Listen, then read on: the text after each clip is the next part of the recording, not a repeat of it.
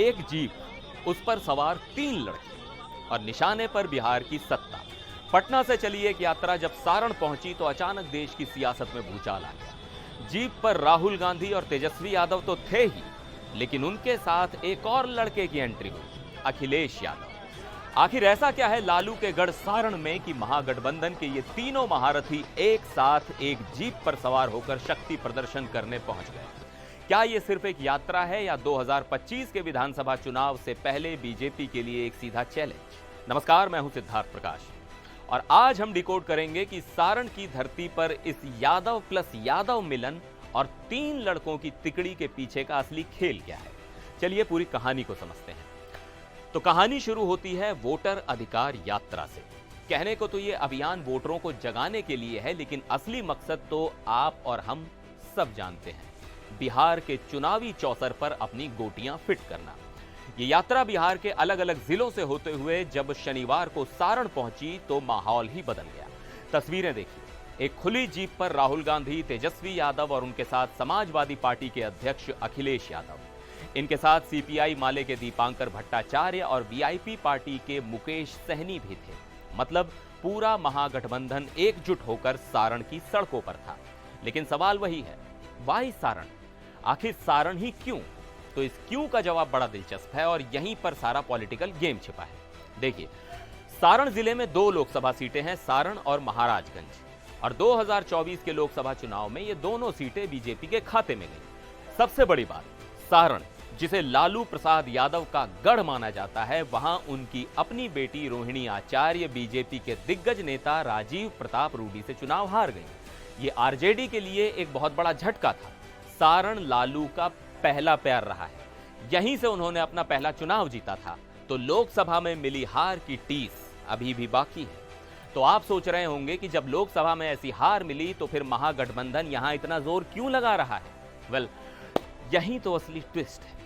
इसके लिए सारण का असली समीकरण समझिए। लोकसभा भले ही बीजेपी ने जीती हो, लेकिन जब बात विधानसभा की आती है तो सीन बिल्कुल उल्टा है। सारण जिले की 10 विधानसभा सीटों में से 7 सीटें महागठबंधन के पास हैं। जी हां, 7 सीटें। एकमा, मांझी, बनियापुर, मढ़ौरा, गरखा, परसा, सोनपुर, इन सभी सीटों पर महागठबंधन का कब्जा है। सिर्फ तरैया, छपरा और अमनौर में बीजेपी के विधायक हैं। तो अब आप समझे पूरा खेल। महागठबंधन यह दिखाना चाहता है कि भले ही लोकसभा में हवा बीजेपी के साथ थी, लेकिन जमीन पर विधानसभा स्तर पर आज भी उनकी पकड़ मजबूत है।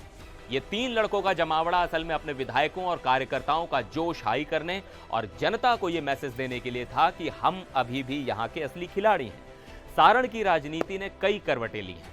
एक जमाना था जब यहां कांग्रेस का पंजा लहराता था, फिर लालू की लालटेन ऐसी जली कि सालों तक उसी की रोशनी रही, और अब पिछले कुछ सालों से यहां कमल खिल रहा है। ऐसे में विपक्ष के इन 3 लड़कों का एक साथ सारण आना बीजेपी के लिए सीधा इशारा है कि इस बार फाइट तगड़ी होने वाली है। यह सिर्फ एक यात्रा नहीं बल्कि माइंड गेम है। हवा का रुख अपनी तरफ मोड़ने की एक सोची समझी रणनीति है। इस यात्रा को राष्ट्रीय स्तर पर भी कितना महत्व दिया जा रहा है, इसका अंदाजा आप कांग्रेस के संगठन महासचिव केसी वेणुगोपाल के इस ट्वीट से लगा सकते हैं। उन्होंने अखिलेश यादव का स्वागत करते हुए कहा कि वो लोकतंत्र की रक्षा के लिए इस ऐतिहासिक आंदोलन में शामिल हुए हैं। यानी ये सिर्फ बिहार की लड़ाई नहीं है, इसे पूरे इंडिया गठबंधन की लड़ाई के तौर पर पेश किया जा रहा है। अखिलेश यादव से पहले तमिलनाडु के सीएम एमके स्टालिन जैसे बड़े नेता भी इस यात्रा का हिस्सा बन चुके हैं। 17 अगस्त को सासाराम से शुरू हुई ये 16 दिन की यात्रा अब अपने अंतिम पड़ाव पर है। सारण के बाद भोजपुर से होते हुए 1 सितंबर को पटना में एक विशाल पैदल मार्च के साथ इसका समापन होगा।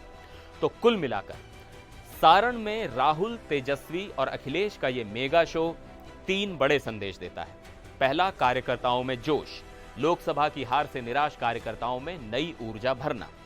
दूसरा, वोट बैंक का समीकरण, यादव प्लस यादव यानी तेजस्वी और अखिलेश का साथ आकर यादव वोट बैंक को एक मजबूत संदेश देना, और साथ ही राहुल गांधी के जरिए दूसरे वोटर्स को भी जोड़ना। और तीसरा, बीजेपी को सीधी चुनौती, ये साफ कर देना कि भले ही आपने लोकसभा जीत ली हो, लेकिन विधानसभा का किला भेदना आपके लिए आसान नहीं होगा। अब देखना यह होगा कि 3 लड़कों की ये तिकड़ी जो सियासी हवा बनाने सारण पहुंची थी वो कितनी कामयाब होती है। लेकिन आपको क्या लगता है, क्या राहुल, तेजस्वी और अखिलेश का ये साथ आना बिहार की राजनीति में कोई बड़ा बदलाव ला पाएगा? क्या ये तिकड़ी बीजेपी के विजय रथ को रोक पाएगी? अपनी राय नीचे कमेंट सेक्शन में हमें जरूर बताइएगा। मिलते हैं अगले वीडियो में, तब तक के लिए नमस्कार।